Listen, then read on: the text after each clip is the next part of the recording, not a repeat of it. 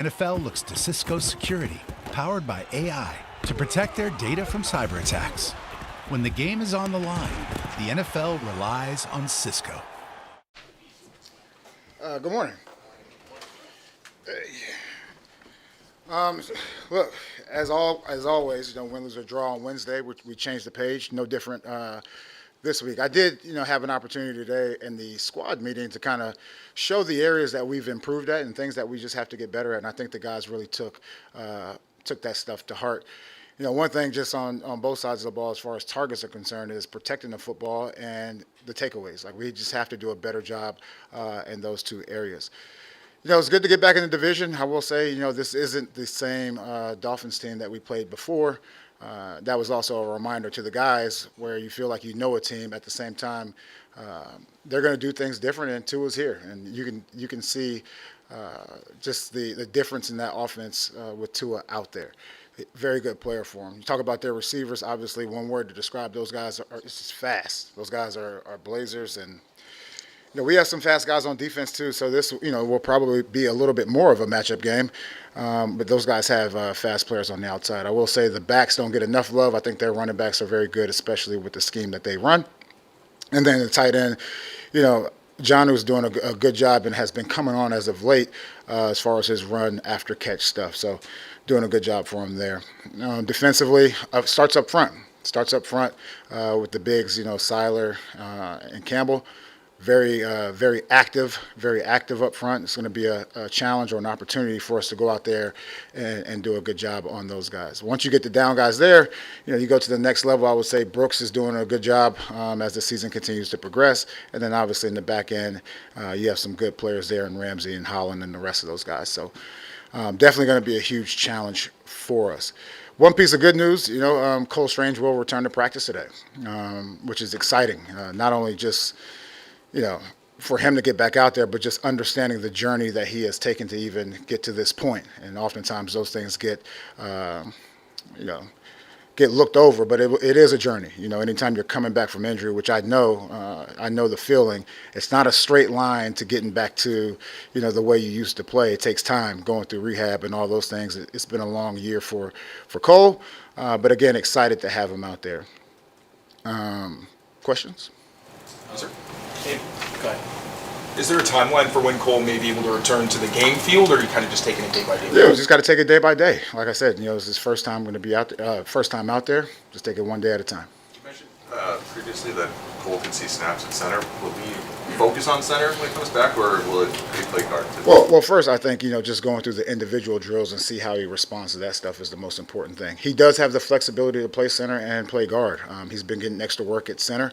Dave Andrews has done a good job with him as well. Going back to a guy that he's on IR for the year, but just his leadership remains in the building. And one of those tasks has been to help Cole understand the center position while he wasn't able to be on the practice field. When you look at Miami, I'm sure you asked and looked at this. I think 4 straight we've lost, 6 of 7. Do you do anything different as a head coach? Do you go down earlier? How do you look at what goes on in Miami for you guys as a franchise? Yeah, I would say this year it's when you go to Miami at this point in the year is a lot different than going to Miami at the beginning of the year. And so for us, it comes down to execution. That's what it comes down to. We didn't ask you about this earlier, but obviously the team moved on from Tyquan Thornton. Saw you in Kansas City. Just your thoughts on what went into the decision. Yeah, I think there was a lot of love for Tyquan, and obviously he's a fast receiver, and he did a lot of things right. In saying that, we're always trying to do what's best for our football team. Jerod, just kind of curious, what are your weekly interactions like with Drake May? Do you sit down with him one-on-one? Do you totally leave him to AVP? Like, what's your interaction? No, I think the head coach always has to have a good relationship with the starting quarterback, and we talk every day. Caden Wallace, start the clock or not yet? Not yet on Caden. One at a time, Mike. One at a time. Jerod, what did you guys see from Titus Lee that you wanted to work with him? Yeah, just a versatile player, has good size, good athleticism, and hopefully he can help us on defense and really special teams as well. Did you get to know Jim Montgomery at all? I know your time didn't overlap a ton, but did you guys have a relationship? No. Jerod, when you see that the way that Drake's been playing and seems to be improving each week, is there any part of you that's surprised with how well he's been playing? No, I will say this. That one of his strengths that you continue to see now, he's not a repeat error guy, and there are definitely looks that he still hasn't seen or we haven't practiced against, and it may confuse him at first, but he's not a repeat error guy, and that's a good trait for a quarterback to have. Right, I know you said I believe it's extending plays is the most important quality you want in a quarterback. You see in a quarterback. When did you come to believe that, and what made you come to that realization? No, I mean look at the quarterbacks around the league that we throw in the top tier. All of them have the ability to extend plays. Now, with that being said, he is a quarterback, and there are times where it's like just stay in the pocket and throw the ball. But to be able to at least even have the threat of scrambling definitely helps offenses out and the offensive line. Because that's obviously different from the quarterback you faced.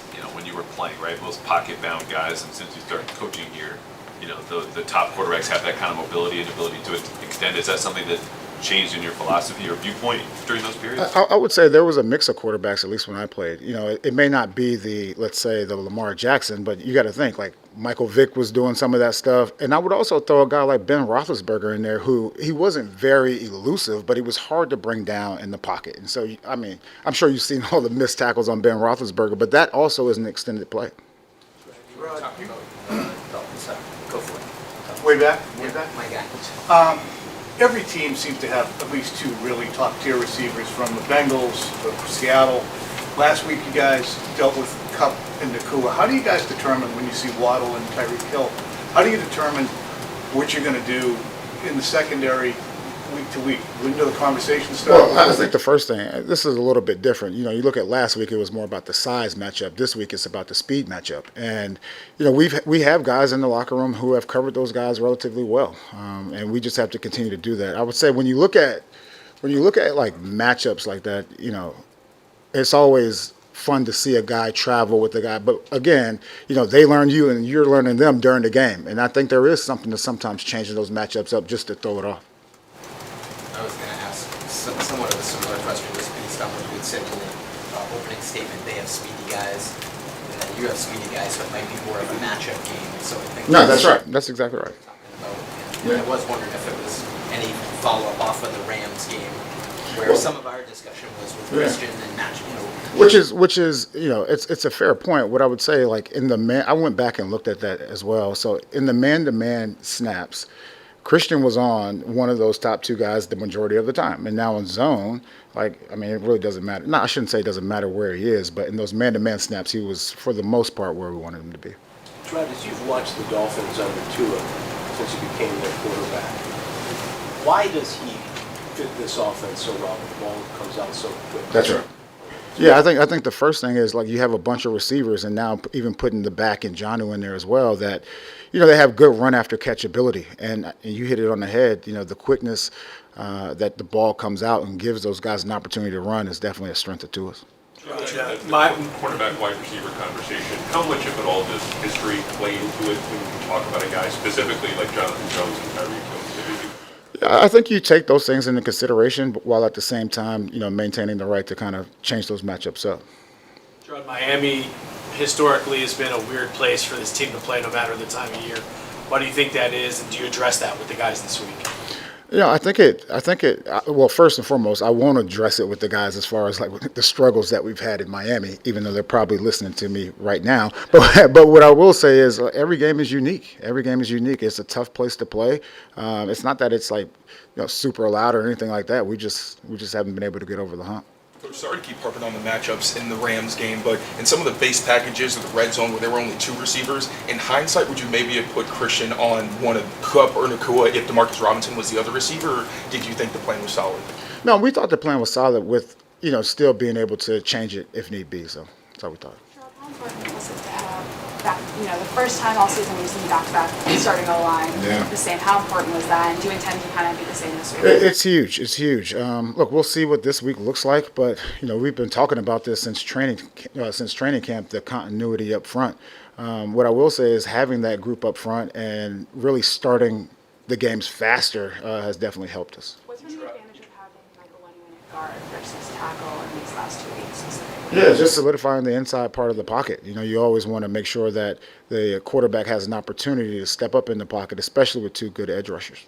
You mentioned up top protecting the ball and getting takeaways. What aren't you seeing defensively that leads to takeaways? How do you get more? Well, these guys, I mean, it's a mindset, and it's about, gang tackling and punching at the ball. And I've always believed that, turnovers come in bunches, and so hopefully that's the case now. Jerod, you mentioned a couple weeks ago, way in the back, okay. Ladies first. Go ahead, Karen. Oh, okay. I'll come back. I'll come back to you. I'll come back. Thank you. Yeah. You've mentioned this kind of be rookie coach and a learning season for you too, like any rookie. Have you found that the trial and error component of it has lessened over time, or is there so much more for you to glean as the season goes on? Yeah, I think there's so much more for me to learn. I had a conversation. Who was I talking to? I was talking to someone, and they have a good relationship with Andy Reid, and he asked him what he did in the offseason. This is after he's a seasoned coach, all these Super Bowls, and he just watched 1,000 plays of just red area offense and defense. And to me, you have to stay growing. You can't be stagnant in this world. Go ahead, Phil. So Drake had 8 scrambles against the Titans a few weeks ago, and we've asked you about designed runs for the quarterback, and you said, he's taken enough hits just scrambling around, and you guys have been okay with that. The scramble numbers have come down the last couple weeks. I think he's got 7 in the last 2 games. Yeah. Would you guys reconsider that plan for the designed quarterback run game if he's not scrambling as much? Well, our message to Drake, and we've had multiple conversations about this, is to maintain being a quarterback as long as possible. And that's what we expect. Now, in saying that, absolutely there will be game plan runs at a certain time. We're still evolving as an offense, and I think Drake is continuing to get better. And so we'll put more on his plate. Thanks, guys.